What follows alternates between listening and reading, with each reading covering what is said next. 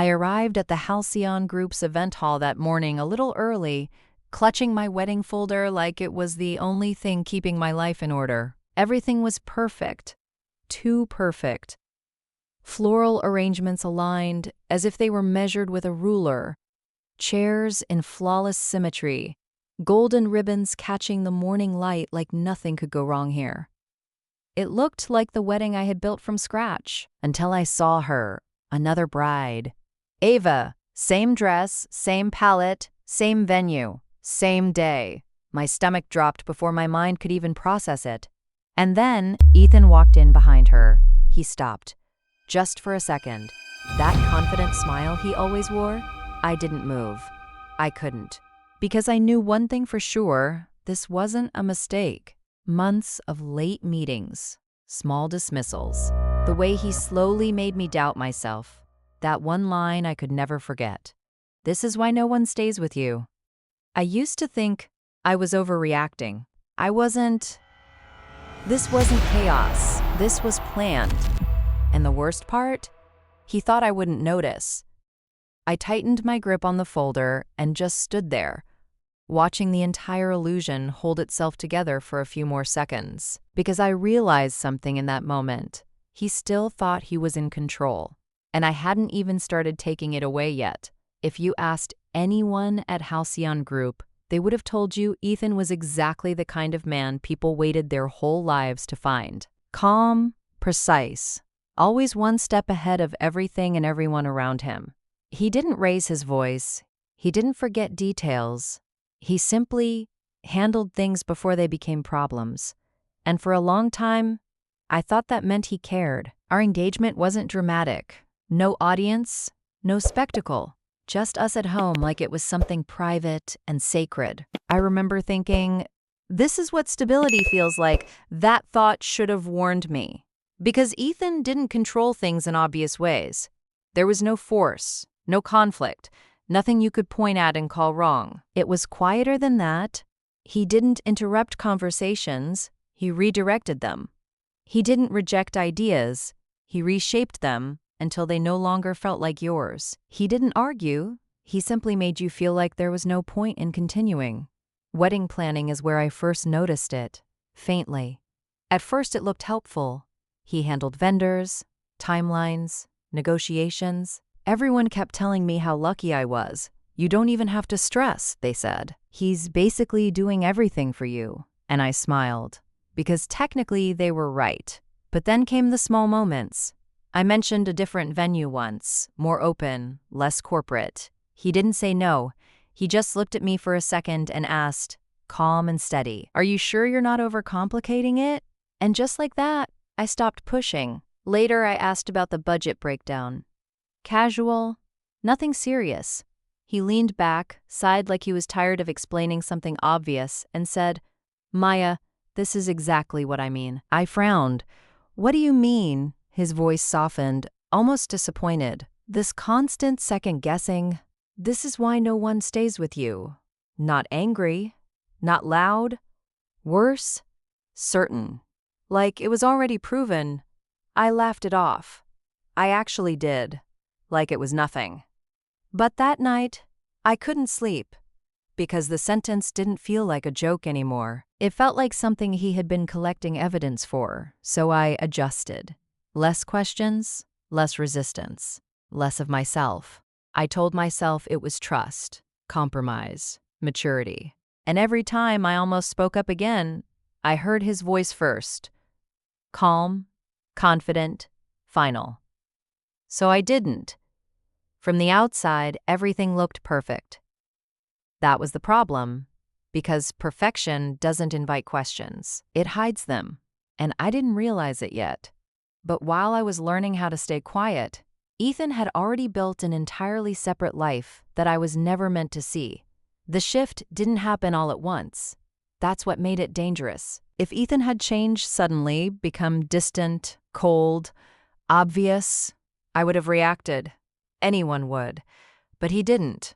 He stayed the same in all the ways that made him look reliable, and changed only in the ways that made me doubt myself. He still texted good morning, still asked if I'd eaten, still showed up in my life, just not always when he said he would. At first, it was easy to explain away. Meeting ran late, client dinner, last-minute call. Normal things, reasonable things, things you don't question if you don't want to seem difficult. But the timing never aligned. He'd say he was busy while replying instantly. He'd disappear mid-conversation, then return like nothing had happened. And if I asked, he always had an answer. Just polished enough to believe, just distant enough to make me feel like I was the problem for asking. One night, I remember him sitting across from me, phone in hand. A faint smile crossed his face. Not obvious, not intentional, just softer than anything I'd seen in weeks. "Something funny?" I asked. He paused before answering, locked the screen. "Work stuff." That was it. But something in me tightened anyway. A few days later, he said her name. Ava. Like it was nothing. "She just joined at Halcyon," he said casually. "Smart, easy to work with, doesn't overthink everything." That last part didn't sound like a compliment. It sounded like a comparison. I kept my voice steady. "That's good." He looked at me for a second too long. "Yeah," he said. "It's refreshing. Refreshing." I didn't forget that word. After that, Ava stopped being a name and started becoming a pattern, a message he angled away from me, a schedule he stopped explaining fully, a version of his voice I didn't recognize. Lighter, patient, effortless. And every time I felt that quiet alarm rise in my chest, I pushed it down because I already knew what would happen if I didn't. I could hear it before he even said it.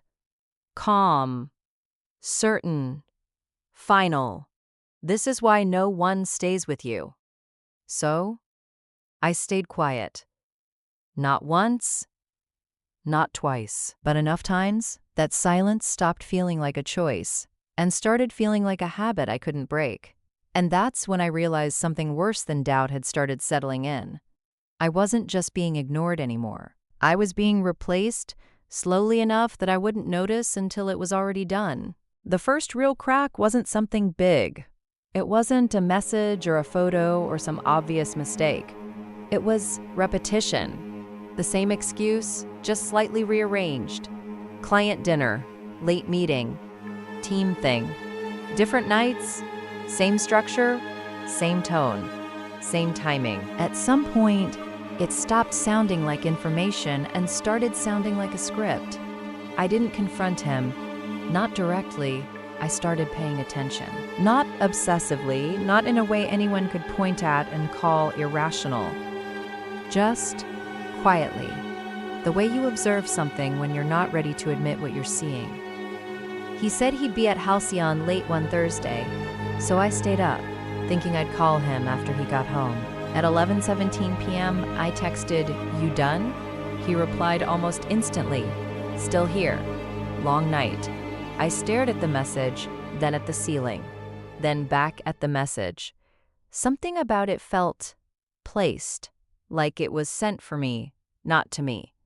I don't know why I did it. Maybe it was instinct. Maybe it was exhaustion. But I opened the location tag from an old photo he'd sent me weeks ago. Something casual, a coffee cup on his desk at work.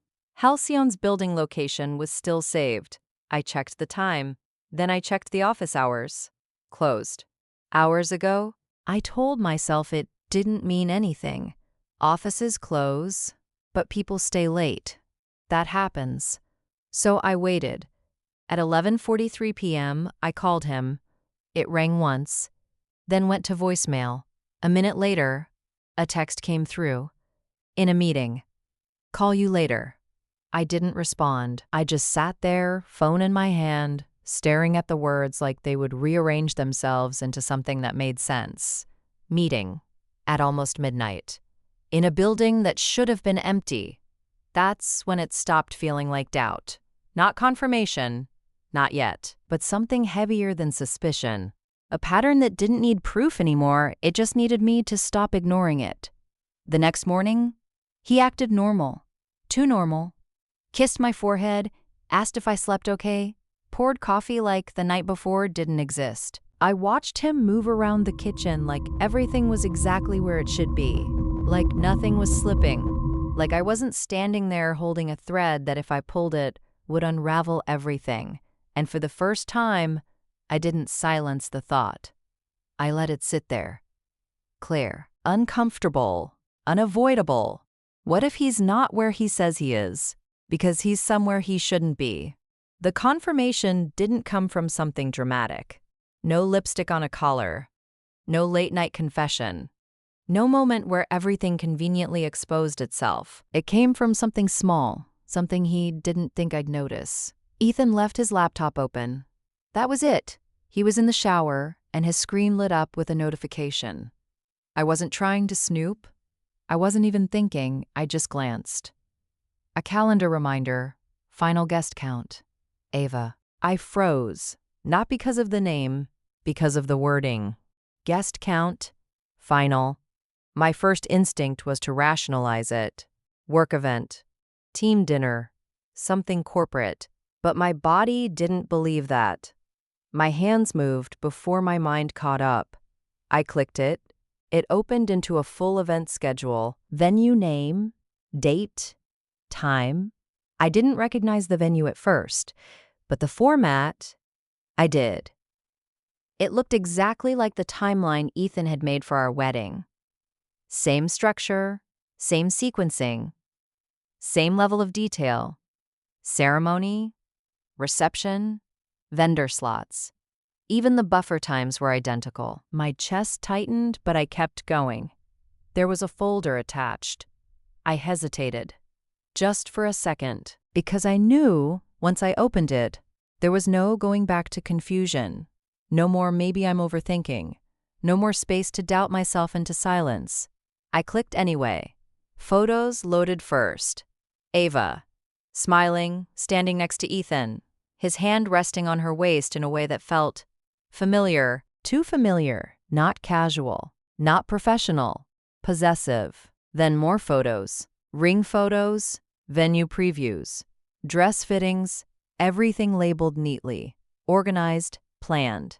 Just like mine, I scrolled slower now, every movement deliberate, every breath controlled, until I reached the document at the bottom, Wedding Budget, Ava and Ethan. I opened it. Numbers filled the screen. Deposits, vendor payments, advance bookings. And then I saw it. The account reference. Not his, not hers, mine. A partial number, but enough. Enough for me to recognize it instantly. The same account I had been transferring money into for our wedding. The same account he told me he was managing to simplify things. I didn't feel shock. Not in the way people describe it. There was no gasp, no tears, no shaking hands. Just clarity. Cold, precise clarity. Every moment replayed itself differently now. Every time he took control of a payment, every time he dismissed my questions, every time he made me feel like I was the problem for wanting to understand where my own money was going. It wasn't miscommunication. It wasn't stress. It wasn't me. It was structure. He didn't just lie. He duplicated an entire life. Same promises, same timelines, same wedding, 2 women, 1 system. And I was never meant to see the overlap. I slowly closed the laptop exactly the way I found it. By the time he walked out of the shower, towel draped over his shoulder, acting like everything was normal, I was already done asking questions, because I finally had something better than doubt. I had proof, and he had no idea I was holding it. I didn't confront him.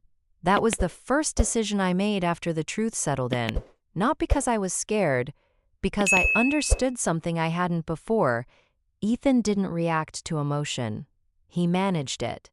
If I cried, he would calm me down. If I accused him, he would redirect. If I showed proof, he would question how I got it. He wouldn't break. He would adjust. So I didn't give him anything to work with. I watched instead, closely, carefully.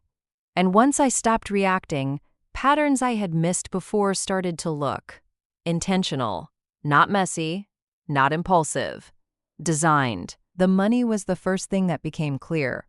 Every shared expense had gone through me, every deposit I transferred. Every time he said, "I'll handle it, it's easier this way." It wasn't about ease, it was about control. My contributions weren't mixed with his. They were redirected, segmented, used. I went back through my bank statements that night, sitting on the edge of the bed while he slept beside me like nothing had shifted. Dates lined up too cleanly. Whenever I sent money for our venue, a matching withdrawal appeared within hours. Different vendor names, different locations, same amounts. It wasn't coincidence, it was allocation. I wasn't funding a wedding. I was funding two. And not equally. I noticed something else. My payments covered the base, venue deposits, catering, core structure. The other side, Ava's side, had upgrades, add-ons, extras. The kind of things you choose when you're not worried about stability, just experience. That's when it clicked. Not slowly, not painfully, just instantly. I wasn't the one he was building a life with. I was the one he was building it on. Stable, predictable, responsible. The one who would plan, pay, and stay. And Ava? She was the version of the life he actually wanted to live. Unburdened, unquestioning, untouched by the parts he didn't want to deal with. I leaned back against the wall, my phone still in my hand, and for a second, I almost laughed. Not because it was funny, because of how precise it was, how cleanly he had split it. Love and logistics, emotion and infrastructure, her and me, and suddenly everything he had ever said to me made sense in a completely different way. This is why no one stays with you. He didn't mean I was difficult. He meant I was temporary, useful until I wasn't, replaceable once the structure was complete. I turned my head slightly, looking at him sleeping peacefully just a few feet away. No tension, no guilt, no hesitation, just comfort. Because in his mind, everything was still working exactly the way he planned. That was the moment I stopped seeing him as someone I loved and started seeing him as a system I needed to dismantle. I didn't rush. That would have been the easiest mistake to make, reacting too soon, confronting him while the anger was still loud enough for him to reshape it. Instead, I gave him exactly what he expected. Consistency. I woke up on time. I answered normally. I let him kiss my forehead before work like nothing had changed. And he relaxed. I could see it in the way he moved, unbothered, unguarded, certain that whatever balance he had created was still holding. That certainty was the only reason any of this would work. The first thing I did was separate myself from the money. Quietly. No dramatic withdrawals, no sudden moves. I called the bank during my lunch break, my voice steady, asking about access permissions, transaction limits, linked authorizations. I didn't accuse. I didn't explain. I just listened. Then I changed what I could, removed what I didn't need, secured what was mine. By the time I was done, the account he had been using wasn't a shared resource anymore. It was a controlled one. The second step was the vendors. That part required precision. Ethan had centralized everything under himself. Emails, contacts, confirmations. But he made one mistake. He trusted me enough to include me. Not fully, but enough. Enough to CC me on a few threads. Enough for me to build a list. I started with our venue. I called them under the pretense of final confirmation. Calm, polite, organized, exactly the version of me they were used to. I just wanted to double-check our booking details, I said, flipping through the printed timeline I had memorized days ago. They confirmed everything. Date, time, setup, then casually. I asked something that shifted everything into place. Do you happen to have any other events scheduled that day? A pause. Typing sounds. Yes, the coordinator said. Another wedding, actually. Afternoon slot. I closed my eyes for a second. Not in shock. In alignment. Perfect. I said softly. That works even better. From there, it became a sequence. Catering, florals, decor. I didn't cancel anything. I didn't raise alarms. I adjusted. Tiny shifts. Timing confirmations. Arrival overlaps, just enough to ensure that two completely separate plans would intersect at the exact same moment, without anyone realizing it beforehand. Every call was deliberate, every word measured, no urgency, no suspicion, because urgency creates questions. Ethan, meanwhile, was at his most confident. He started making comments again, small ones. Subtle, like he was reminding me of my place without saying it directly. "You've been calmer lately," he said one night, glancing at me over dinner. I nodded. "I've just been thinking less." He smirked slightly, like that confirmed something for him. "Good," he said. "It suits you." I held his gaze for a second longer than usual, then looked away. Because if I didn't, I might have said something too early, and that would have ruined everything. The final piece was timing. Both weddings were scheduled close enough already. All I had to do was tighten the overlap, a delayed setup here, an adjusted arrival there. A confirmation email phrased just slightly differently. By the end of the week, everything was locked. Not officially, not in a way anyone would question. But structurally, there was no room left for separation.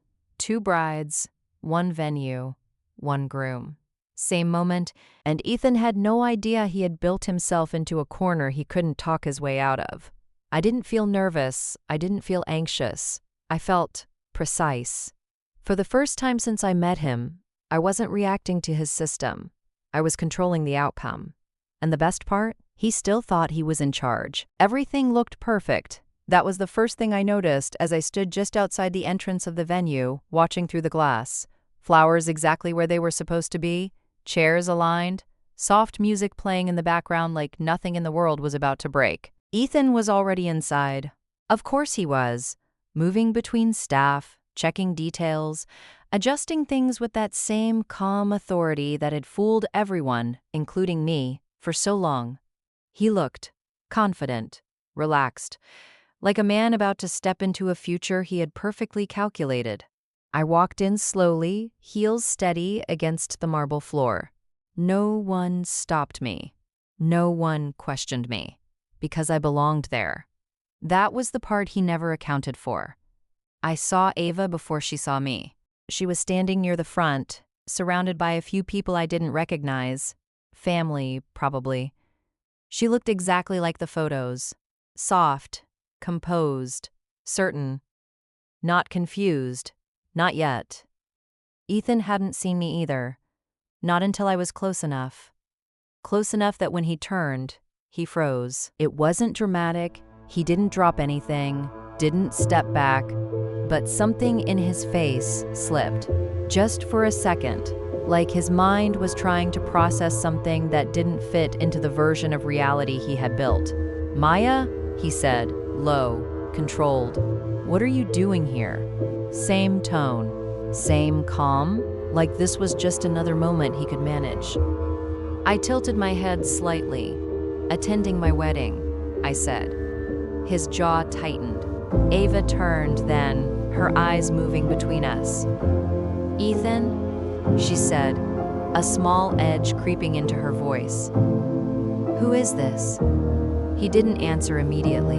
That was the first crack, because Ethan always answered immediately, always had control of the narrative, but now he was choosing, calculating, which version of the truth to present first. I didn't give him time. I stepped forward, closing the distance just enough that we were all standing in the same space. "No, go ahead," I said quietly, my eyes still on him. "Explain it." His gaze snapped to mine. Sharp. Warning, but underneath it, something else. Panic, subtle, controlled, but there. "Maya," he said, lowering his voice, "you're making a scene." The words hung there, familiar, practiced, like he expected them to still work. I almost smiled, because for the first time, they didn't land. Ava looked between us again, slower this time. "What's going on?" she asked, more firmly now. I turned to her, my voice steady. "You should ask him why he's getting married twice today." Silence, not loud, not chaotic, just heavy. Ethan stepped forward slightly, like he could physically contain the moment if he moved fast enough. "That's not what this is," he said quickly. "She's—" "What?" I cut in, still calm. "Temporary?" His words died in his throat. Ava's expression changed. Not confusion anymore. Recognition, pieces clicking into place faster than he could rearrange them. "Ethan," she said, sharper now. "Answer her."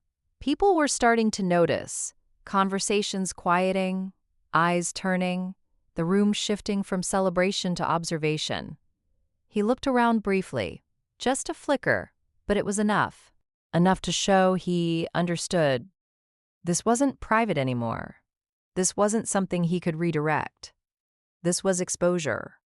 Real. Immediate. Irreversible. "I can explain," he said. But it sounded thinner now. Less certain. I nodded once. "Go ahead." He opened his mouth, and nothing came out. Because there wasn't a version of the truth that worked anymore. Not here. Not like this. Not with both of us standing in front of him, in the exact same place, at the exact same time. For the first time since I had known him, Ethan had no control over the narrative. And he knew it. Silence didn't last long. It never does when truth lands in a room that was built on a lie. Ava stepped back first. Not dramatically, not loudly, just one step, like her body needed distance before her mind could catch up. She looked at Ethan like she was seeing him for the first time. Not the version he sold her. The one standing here, cornered between two lives that were never supposed to touch. "Say something," she said, her voice tight now, controlled but breaking at the edges. Ethan exhaled slowly, like he was still trying to regulate the moment. "I was going to tell you," he said. Wrong answer. I didn't interrupt. I didn't need to.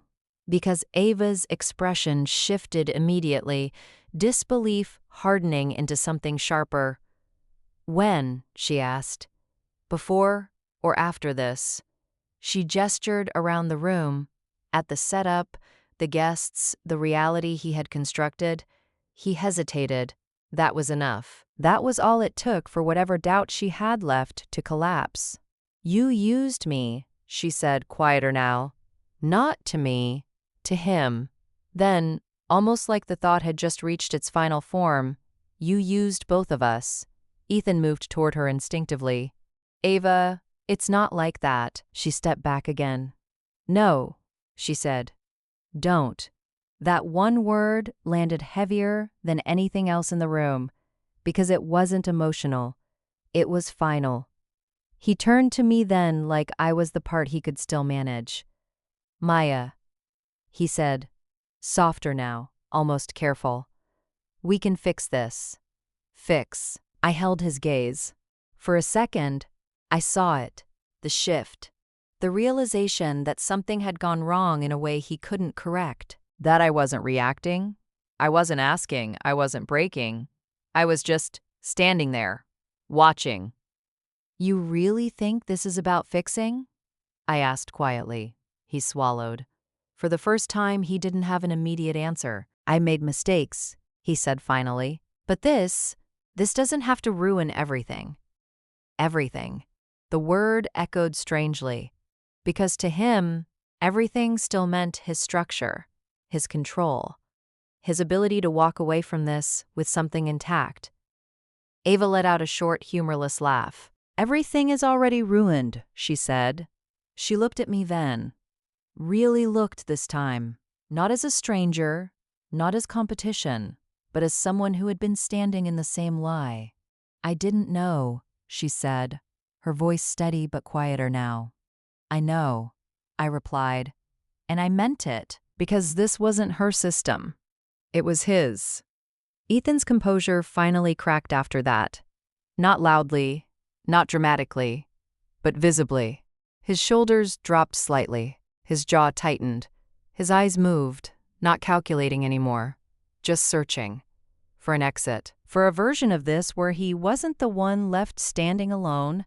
"There has to be a way through this," he said. But now it sounded like he was trying to convince himself. I shook my head once. Slow. "No," I said.